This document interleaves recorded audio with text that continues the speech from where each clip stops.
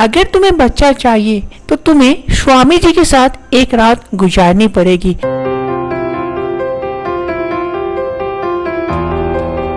प्रणाम बाबा। प्रणाम बाबा। खुश रहो वत्स। बोलो तुम्हें क्या परेशानी है जो इस बाबा के पास तुम्हें आना पड़ा? बाबा, हमें एक गंभीर परेशानी है, आप ही इसका हल निकाल सकते हैं। प्लीज बाबा, आप इसका समाधान कर दीजिए। बेटी, बाबा हर समस्या का समाधान जानता है। तुम समस्या बताओ, बाबा समाधान करेगा। बाबा, मेरी बहू को बच्चा नहीं हो रहा है, इसके लिए क्या करना पड़ेगा बाबा? इसके लिए तुम्हें एक गंभीर गुप्त पूजा करना होगा। अगर ये पूजा करवाती हो तो तुम्हारे बहू को बच्चा हो जाएगा, उसकी गोद भर जाएगी कुछ ही दिनों में। अगर तुम चाहती हो अपने बहू की गोद भरना तो ये पूजा करवाओ, देखो तुम्हारी समस्या का समाधान होगा। कैसी पूजा बाबा, और इसके लिए क्या क्या करना पड़ेगा बाबा? इस पूजा को करने में तुम्हें करीब 10,000 रुपये का खर्चा आएगा। अगर तुम राजी हो तो मैं तुम्हें विधि विधान सहित पूजा की सारी विधि बताता हूँ। बोलो, क्या मंजूर है तुम्हें? ठीक है बाबा, मैं पूजा करवाने के लिए तैयार हूँ, लेकिन बाबा इससे इसकी गोद भर जाएगी ना बाबा? देख बेटी, मेरे यहाँ जो भी आता है कभी कोई खाली हाथ नहीं लौटता, और तू भी आई है। अगर अपने मन से मुझे मानती है तो तेरी बहू की भी गोद जरूर भरेगी। ठीक है बाबा, आपको जैसी पूजा करवानी हो आप करवाइए, मैं पैसे का इंतजाम करती हूँ। तो ठीक है, अगली अमावस्या को पूजा होगी और तुझे उससे पहले सारे पैसे जमा कर देने होंगे, क्योंकि सारी सामग्री हमें जुगाड़ करनी है। और उस अमावस्या को पूजा होगी, हवन होगी, और वो पूजा रात के 12 बजे के बाद ही होगी। और बेटी, तू अपनी बहू को मेरे असिस्टेंट के साथ भेज दे, वो उसे बाकी पूजा विधि बता देगी, जो उसे ही करना है और गुप्त रूप से करना है, ताकि किसी को पता न चले। अगर वो भी सही सलामत करती है तो इसकी गोद भर जाएगी और कोई दिक्कत नहीं आएगी।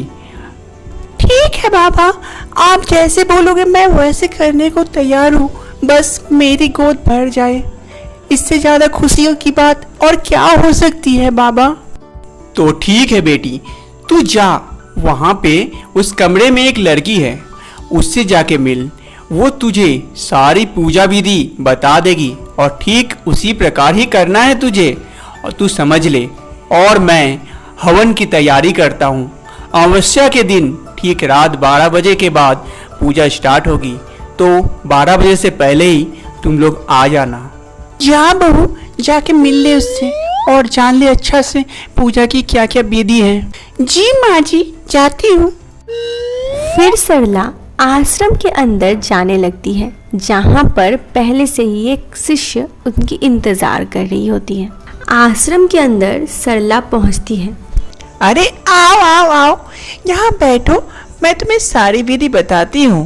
नहीं, ठीक है, मैं खड़ी हूँ, आप बताइए क्या क्या करना होगा। देखो, जो भी बात है ना मैं तुम्हें साफ साफ बता देती हूँ, उसके बाद तुम्हारी इच्छा, तुम पूजा करवाओ या ना करवाओ, ये तुम पे डिपेंड करता है। जी ठीक है, आप बताइए। देखो, मैं तुम्हें साफ साफ बताती हूँ और तुम्हें भी अच्छी तरह से पता होगा कि बच्चा, कोई पूजा पाठ करने से बच्चा किसी का नहीं होता है, ये भगवान की देन है, और भगवान की देन से ऊपर भी और कुछ है जो तुम्हें भी पता है कि बच्चा कैसे होता है। अगर तुम राजी हो तो ही ये हो सकता है, वरना नहीं। ये आप क्या बोल रहे हैं? आप साफ साफ क्यों नहीं बताते? देखो, साफ बात यही है कि तुम में कोई दिक्कत नहीं है, तुम्हारे पति में ही दिक्कत है जिससे तुम्हें बच्चा नहीं होगा। और अगर तुम्हें बच्चा चाहिए तो तुम्हें स्वामी जी के साथ एक रात गुजारनी पड़ेगी। अगर तुम राजी हो तो ठीक है, वरना तुम सब कुछ मना करके जा सकती हो, ये बात गुप्त ही रहेगी और इसीलिए तुम्हें यहाँ भेजा गया ताकि ये बात गुप्त ही रहे, सिर्फ तुम में और हम लोगों में रहे, ये बात कहीं लीक ना हो। ये आप क्या कह रहे हैं? ये मैं कैसे कर सकती हूँ? ये तो अन्याय है, ये मैं नहीं कर सकती। देखो, जो बात सही थी मैंने तुम्हें बता दी। अब तुम ही एक बार सोच लेना कि तुम्हें अपने घर वालों के पास ऐसे ही खरी खोटी सुननी है कि तुम्हें एक बच्चा भी नहीं दे सकती हो और हम लोग के परिवार को आगे नहीं बढ़ा सकती हो। सारा दोष तुम्ही पे लगेगा, उस तुम्हारे पति को कुछ नहीं होगा। भले ही दोष उसका है, उसके कारण तुम्हारा बच्चा नहीं हो रहा है, लेकिन सारा दोष तुम्ही पे लगेगा। तुम एक लड़की हो, इसीलिए तुम्ही को समझना पड़ेगा कि क्या करना है। तुम अच्छी तरह से सोच लो एक बार घर जाके, फिर हम लोग से बात करना, फिर बताना कि पूजा करनी है या नहीं। तुम पूजा का मतलब तो समझ ही रही हो अब। हे भगवान, ये मैं किस मोड़ पे आ गई। आज मुझे ये दिन भी देखना पड़ेगा, मैंने कभी नहीं सोचा था। हे भगवान, मुझे बचा ले। भगवान कुछ नहीं करते, तुम्हें ही जो करना है करना पड़ेगा और ये बात गुप्त रहेगी, किसी को पता नहीं चलेगी। तुम एक बार सोच लो फिर बताना। बात खत्म होने के बाद सरला आश्रम से निकल जाती है। उस रात सरला को नींद नहीं आता। वो सोचती है, हे भगवान, अब तो ही कोई रास्ता बता। मैं इस दोराह में पड़ गई हूँ। अपने पति को बिना बोले उसको धोखा देना होगा और मैं अगर ये नहीं करती हूँ तो भी मैं क्या करूँ। भगवान, तू ही मुझे कोई रास्ता दे। घर वाले सब मुझसे मेरा एक बच्चा चाहते हैं और मैं उन लोगों को ये खुशी नहीं दे पाऊंगी। मैं क्या करूं भगवान, तू ही कुछ रास्ता बता।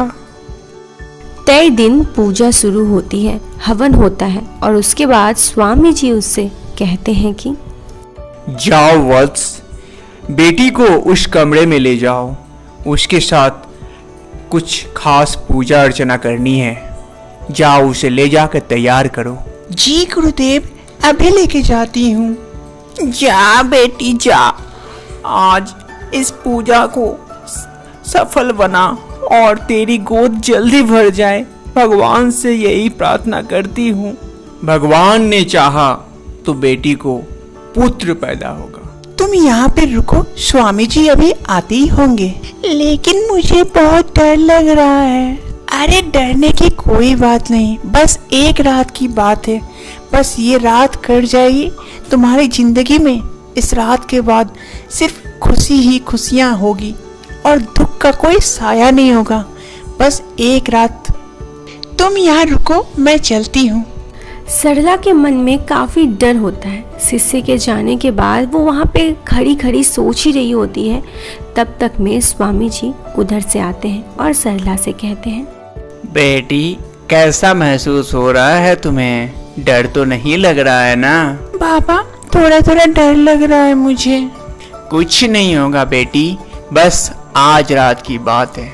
आज के बाद तुम्हें और कोई दुख छू भी नहीं पाएगी।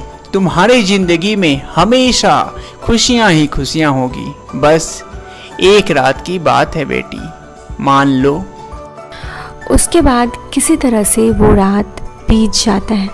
और फिर दोस्तों क्या होता है? क्या सरला को पुत्र पैदा होता है कि सच्चाई सामने आती है? जानते हैं सेकंड पार्ट में।